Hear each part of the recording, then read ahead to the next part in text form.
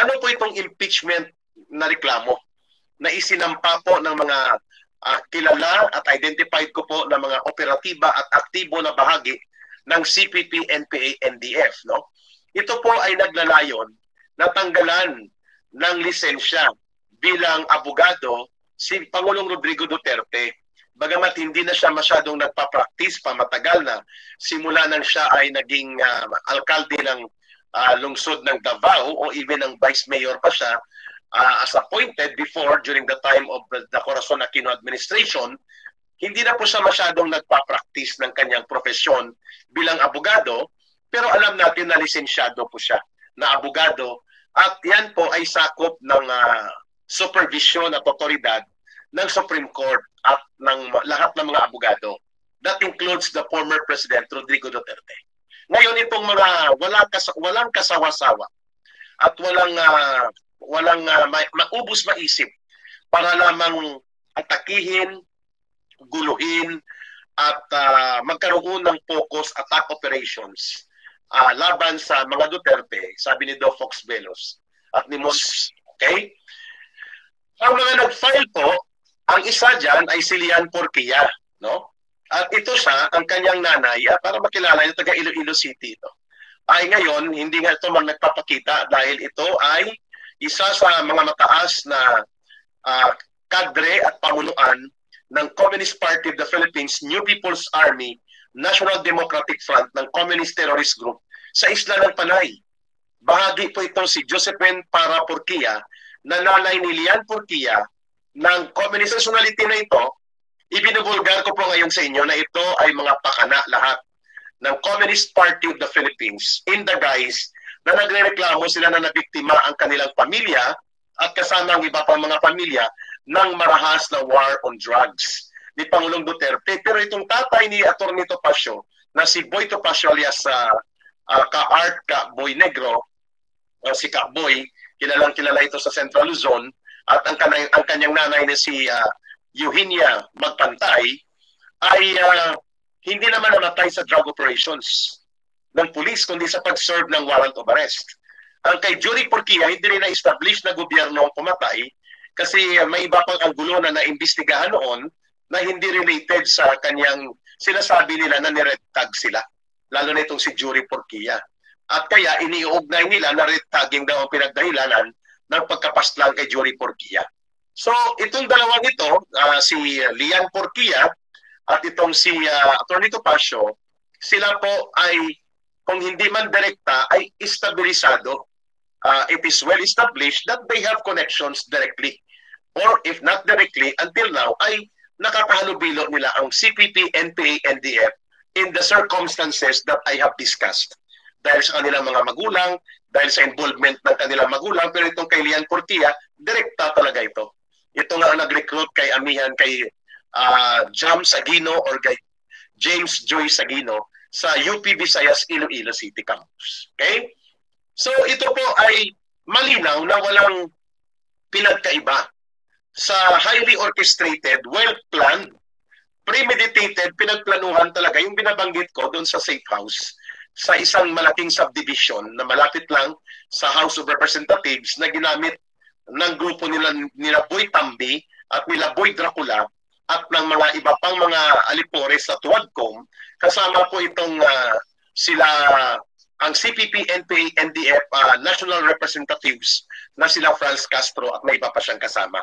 So series of meetings po yon at itong nagaganap ngayon nakagaluhan sa impeachment at mga maruruming maniobrahan na kunwari hindi magkakaugnay, iba-ibang inisyatiba, at pati na po itong ginagawa na pagkakaroon ng atake laban kay former President Rodrigo Duterte to the point na ipadisbar siya, ipahiya siya sa Tuadcom hearings, at pati na ang mga maniobra nila Trillanes, ang pagsulpot nila Matubato, nila Las Cañas, ang lahat ng ito ay hindi po nagkataon.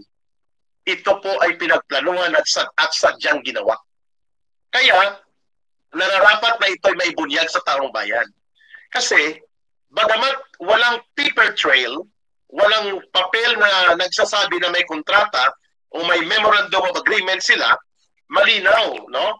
Na ang pagkakaroon ng mga ganitong hakbang at mga galawan kung saan ang operatiba at nagpapatupad ng execution ng special operations to politically paralyze, totally demolish the political camp of the Duterte ay nangunguna dito ang mga communist terrorist group, no, na talagang tinamaan ng tudo sa paglulunsad ni Pangulong Duterte at kasama na dyan ang pagiging bahagi ni Vice President Sara Duterte when she was still mayor in Davao City para durugin at tuluyang gapiin ang numero unong salot na nagwawasak ng ating bayan at tagapagwasak ng ating mga mamamayan, itong CPP, NPA, NDF. So they have really a very deep and serious axe to grind laban sa mga Duterte. At nagkataon nga na gustong-gusto ring durugin ng faksyon ng Marcos Romualdez ang mga Duterte political camp para hindi na sila makapanumbalik.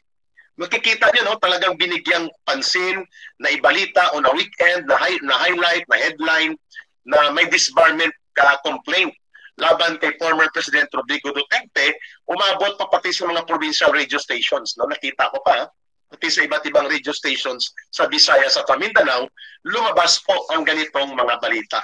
At alam natin na ito ay bahagi ng nationally coordinated, highly financed, dirty media operations and black propaganda. So kailangan po natin, Cristina Mindiola, good morning ka Eric, balita po nag-resign na ang PDEA chief, si General Lazo. Hindi ko pa po nakukuha, naririnig ko pa lang kanina, hindi pa po yata naglabas ng official statement. Okay? Good evening ka Eric, pang Gracie Vlog ka Vivian, Yamaguchi. So si Erman Kawa, ka Eric, ikakampanya ka namin dito. Thank you ha.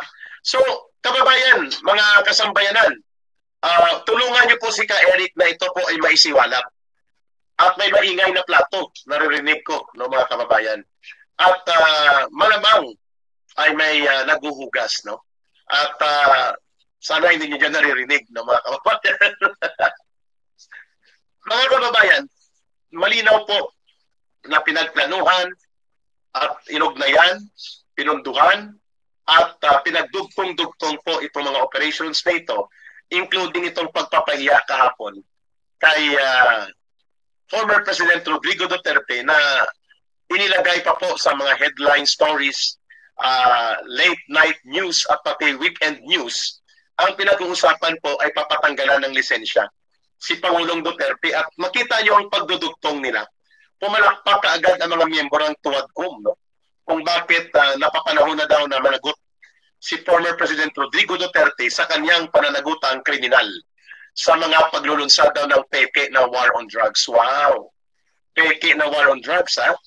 Pero ng panahon na inilunsad ang war on drugs, isa sa mga kumalakpak po ay itong mga miyembro ng Tuwadcom na mga lider-lideran. Isa dyan si Ace Barbers, no? Kumakalat nga ito ang kanyang Facebook post noong 2016, 2017, na saludong-saludo siya, no? Halos salikan niya ang talampakan ni Pangulong Duterte na maraming salamat, digong at nag-war on drugs na, no? So ngayon iba na ang kanyang tono, no? Sintonado na at as if wala siyang nagawang ganong pahayag in public, no? Ano 'yon? Nagkataon na nakalimutan niya lang, Maria Provinciana, walang sawang nagpapakulay. Number 2, si Benny Abante. Inamin niya na tuwang-tuwa siya na nagkaroon ng war on drugs sapagkat ang distrito niya sa Manila at ang paligid ng Manila at iba pang bahagi ng Metro Manila ay naging matahimik at iba pang mga syudad dahil yung mga halangang bituka at mga karumaldumal na mga kriminal, ang mga involved sa droga at mga paglapastangan sa mga mamamayang ordinaryong civilian ay nagkaroon po ng tinatawag na coordinated fear on the government. Koordinadong pagkatakot sa gobyerno. Yung fear factor na yon. Ami de Vera from Quezon City and Abunjo Orias Jr. Mabuhay ka kay Eric. Ngayon iba ng tono nila, tuwang-tuwa sila, pati po itong pagpapahiya ng maniobrahan ng mga komunistang teroristang grupo at mga kaalyado at kasuportado nila, kagaya nitong pagpa-file ng malinaw na maniobra ng communist terrorist group na impeachment complaint against former President Rodrigo Duterte ay pinapalakpakan po ng mga komitiba ng Tuwadcom dyan sa House of Tambaluslos. So, ang isda hindi mo talaga mahuhuli sa buntot, kundi sa bunganga. at anuman ang pagtatanggi ng mga taong ito, makikita mo na involved sila sa malawakang paglulunsad ng kaguluhang pangpolitika. At ngayon, kasama dyan sa pag-file ng disbarment complaint laban kay former President Rodrigo Duterte, ay nag-iba ang tono bigla ng interview kahapon kay President Marcos Jr. Mula sa pagiging very categorical na binabanggit niya na hindi ko susuportahan ang anumang hakbang na o i-endorso man lang ang anumang hakbang na magkakaroon ng maingay na sa paligid ko ay alam na nagla-live ako mga kababayan, maingay ang paligid ko, no? At ito po ang pasensyahan nyo na po, iwan ko saan nanggagaling yung ingay na yan. Pagpasensyahan nyo na, malinaw po mga kababayan, na-distract tuloy si Ka Eric, no? Sige, siguro narinig din ng mga nag-iingay sa paligid ni Ka Eric, kaya binawasan po ang ingay, no? Mga kababayan, malinaw po ang binabanggit ko. Ito pong pahayag ni Pangulong Marcos Jr. kahapon ay nagpapakita po ng pagbabago ng ihip ng hangin at mukhang nagbago ang posisyon ng kanyang kaisipan. Sapagkat sabi niya, noong December, I will not endorse or I will support any form of impeachment against the Vice President because it will only complicate things na hindi naman yan importante si Sara Duterte. It's something like a storm in a teacup. Sabi niya, maliit na bagay yan. Parang chicken feed yan. Bakit pa natin yan ipa-impeach? May binanggit pa siya na Sara Duterte is, anong binanggit niya? Sara Duterte is insignificant in the larger scheme of things. No? Yun ang binabanggit ni Marcos Jr. Kaya nagsalita ang Iglesia ni Cristo. Ang sabi ng Iglesia ni Cristo, mga kababayan, ang banggit nila, ito, dapat daw ay suportahan ang pahayag ni Ginoong Marcos na sila ay makikipagkaisa na huwag ituloy ang impeachment complaints na yan sapagkat yan ay panggagalingan, mga kababayan, ng kaguluhang pangpolitika. No? So, kaya kumilos ang mahigit 2 milyon na mga mamamayang Pilipino at karamihan doon ay mga kapatiran mula sa Iglesia ni Cristo. Subalit, pagkatapos ng pagkilos na yon, noong January 13 ng Lunes, ay bigla na lamang po sinabi ni Executive Secretary Lucas Bersamin, according sa kanya, si Mr. Marcos daw ay walang pakialam sa anumang impluensyang external patungkol sa kanyang unang naging pahayag. As if they're downplaying yung hindi maitatangging dambuhalang pagkilos at pagtindig ng kapatiryang Iglesia ni Cristo na sinamahan po at sinuportahan ng mga mamamayang Pilipino sa iba't ibang panig ng ating bansa at kasama ang iba't ibang sektor na sumama. Kasama si Ka Eric at ang ating mga kagrupo doon. So sabi ni Lucas Bersamin, kung ano nang naunang pahayag ng Presidente, yun na yun. Walang external effect o anumang epekto sa mga pagkilos o anumang kaganapan ang naging pahayag niya. Downplaying and telling the people na huwag kayong makinig dyan sa Iglesia ni Cristo without directly stating that the Executive Secretary of Mr. Marcos, si Lucas Bersamin, ay gusto niyang i-downplay itong malaki at malawak na pagkilos at napakatunog na panawagan ng Iglesia ni Cristo na itigil itong maruming laro sa politika at maging mapanatag dapat ang bayan at unahin ang paglutas ng ating mga suliranin at mga kinakaharap na problema ng mga mamamayang Pilipino.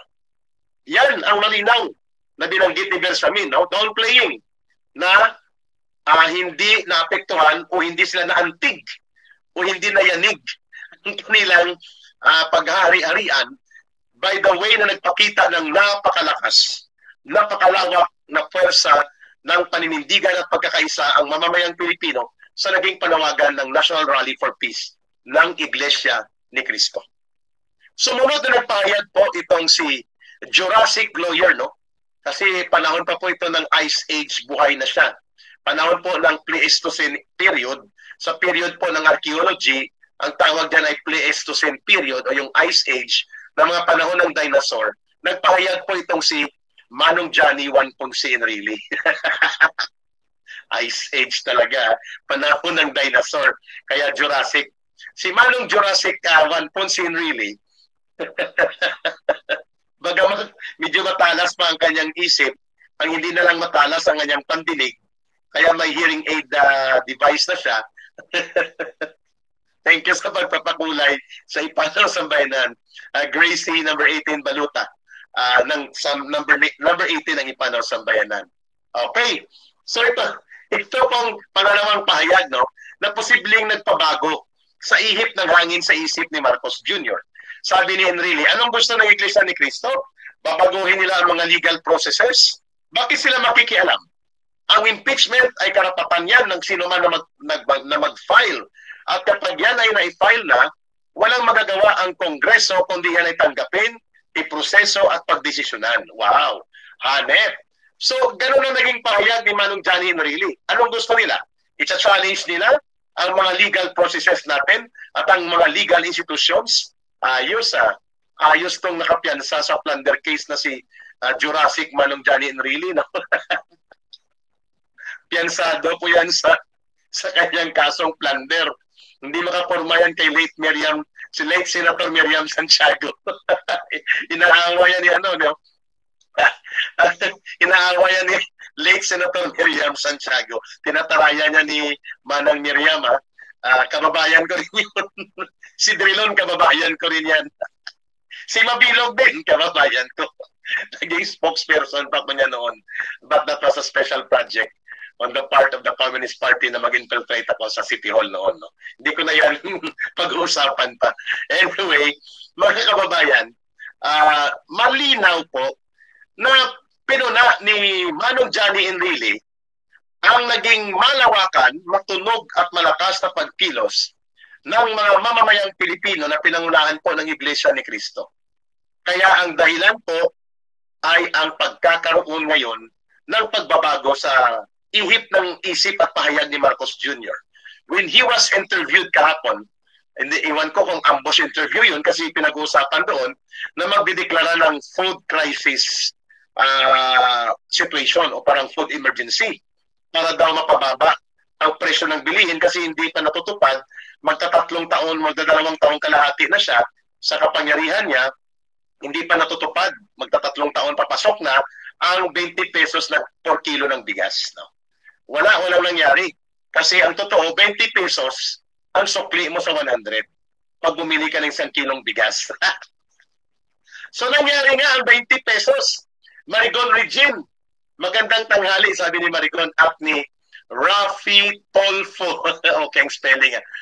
Alias, okay. Nangyari nga ang promesa ni Marcos Jr.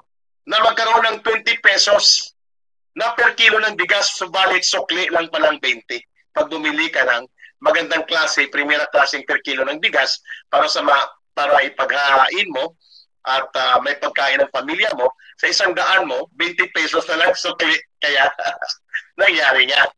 So sabi sa interview na yon regarding sa possibility of declaration daw ng food emergency situation o food crisis declaration ni Marcos, in-interview sa tungkol sa impeachment na 3 ang nakahain at alam natin isa lang ang kumukumpas. Grupo ni Tambaluslos yan. At mga aliporis niyang komunistang hilaw at mga politikong oportunista. Ngayon, ano po ang kanilang pinagbatayan ng pagbabago ng kanyang statement? Sabi niya, wala tayong magagawa yan. Tama yan si Manong Johnny Enrile. He has one of the sharpest minds among our legal luminaries in the country today. Wow. Hanep. May matalas doon na pag-iisip itong si Manong Johnny, kaya wala tayong magagawa na yan talagang opinion niya na tama yan. Kapag may nag-file ng impeachment complaint, hindi mo pwedeng mapigilan yan. Kailangan mong i-process at kailangan mong antayin ang proseso kung paano yan hahantong. At antayin natin kung ano magaganap. Nagbago bigla. From a no to impeachment to let impeachment proceed. No? At ito ay patungkol sa possibility nga na i-railroad nila. Baka hindi na nga pag-usapan pa sa Committee on Justice kasi on Tuesday po ay may tuwagkom na last hearing. Most likely, bago matapos ang linggong darating, bago mag-Friday, January 24, ay pwedeng iakyat nila by a vote of railroaded, no? Kanilang isalaksak sa kanilang lalamunan ang kanilang gimmick for impeachment demolition job against Vice President Sara Duterte. At pagdating sa Senado, minimum quorum requirement is only 13 senators. Pwede po nilang i-convene at tanggapin ang impeachment complaints as transmitted from the House of Tambaluslos at sila po ay magkakaroon ng botohan na tatanggapin nila ang impeachment complaint. At ang rason nila, yung binabanggit ni Manong Johnny Enrile, na ito ay ministerial and constitutional process on the part of Senate as well as on the part of Congress dahil may nagsampa ng reklamo. So ito proseso, isasampa, iaakyat, and let the trial proceed and begin should the Senate decide to do so. Para mangyari po yan na magkaroon ng impeachment court convening, meaning bubuuin ang impeachment court sa Senado, kailangan may minimum of 13 na buboto at present na mga senador, and then gagawa sila ng resolution convening the Senate into an impeachment court and pag-uusapan nila ang impeachment court rules. Dahil hindi nila o pwede nilang i-adapt as supplemental ang rules of court and procedures. Pero pwede sila magdagdag at gumawa ng specific Senate impeachment court rules. They made only 13 senators minimum to have that quorum in order to proceed. Kita niyo yung pattern, mga kababayan. So, Mr. Marcos is not just doing a double signal or a double talk. He is in fact giving the right signal now for Martin Tambaluslos and the Communist Party, NPA, NDF, urban operatives, and all their allies and conspirators to proceed. And then i-railroad nila sa loob ng Kongreso ni Tambaluslos na alam natin kaya nilang kunin ang minimum or mahigit pa sa 106 votes. And then iakyat nila, mga kababayan, papunta sa Senado, and the ball will now be transferred to the Senate. At kapag nangyari po yan, ang bola ay darating na sa Senado, malamang nag-dinner na po nung nakaraang 2 o 3 araw sa Senado, ang mga senador nakipag-dinner na po at nakipag-banata na po ng grabing sibog. At alam natin na yun ay hindi ordinaryong dinner. At mahigit po sila doon 15 or 16 na senador. I think ang wala lang si Senator Bongo and si Senator Bato de la Rosa ang hindi nakapag-attend doon. No? So, malinaw that they can now have a quorum of 13 minimum. Para na-convict naman si Sara Duterte, should the impeachment trial proceed sa Senado, kailangan nila ng 18 votes. Tama ba? 2/3 of 24 is 18. 18 ang kailangan nila na boto para mag-proceed. Sorry, 16 lang pala. Wrong.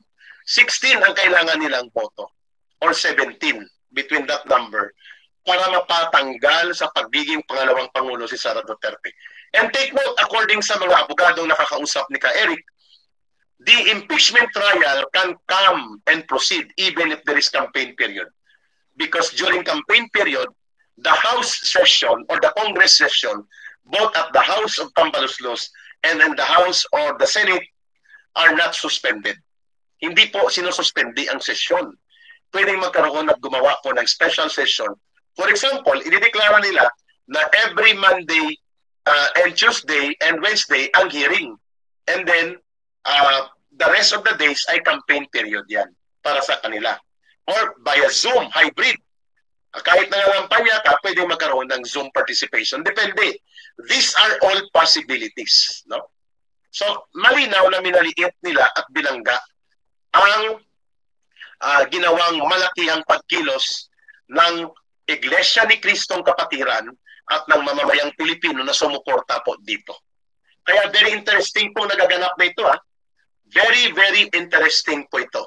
But right now, we can conclude na nangingibabaw upper hand po ang CPP, NPA, NDF sa ating gobyerno sapagkat sila ngayon ang nagiging orchestrators, executioners ng pinagplanuhan at pinagkaisahan na diskarte at maniobra para durugin at italugmok ang pangpolitikang kalagayan ng ating bansa by targeting and focusing the target against Sara Duterte and Rodrigo Duterte.